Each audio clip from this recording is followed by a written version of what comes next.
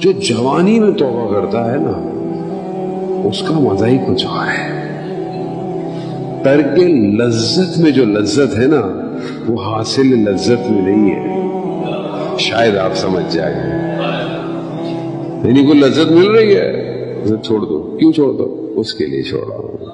کیا لذت ہوگی؟ یہی تو خوبی ہے ظالم محترم.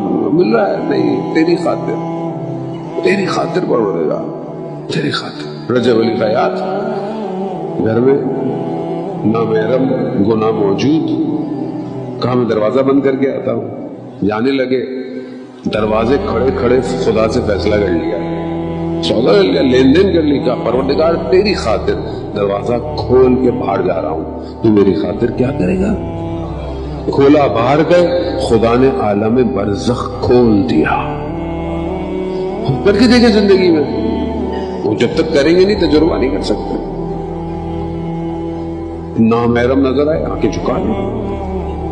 کوئی نہیں دیکھ رہا، خدا کو دیکھ رہا ہے. خدا تیری خاطر. یہی توبہ ہے. فوز سونے سے پہلے توبہ کرے. وہ نہیں پتا انسان سے کب کون سی غلطی ہوئی ہو. پتہ نہیں مر سوئے روح واپس بھی آئے گی یا نہیں آئے گی بدن میں. توبہ کر کے سوئے، وضو کر کے سوئے. ایک عالم کہتے ہیں کہ ہم سب وضو میں تھے، میں کچھ کرنا تھا تو انہوں نے کہا کہ باقیوں کو ضرورت نہیں ہے وضو کی سوائے ایک کے. وہ خود شخص کہتا ہے میں سمجھ گیا ہی مجھے کہہ رہے ہیں. کیوں؟ کیونکہ جو لوگ وضو میں تھے ان کے وجود سے نور نکل رہا تھا.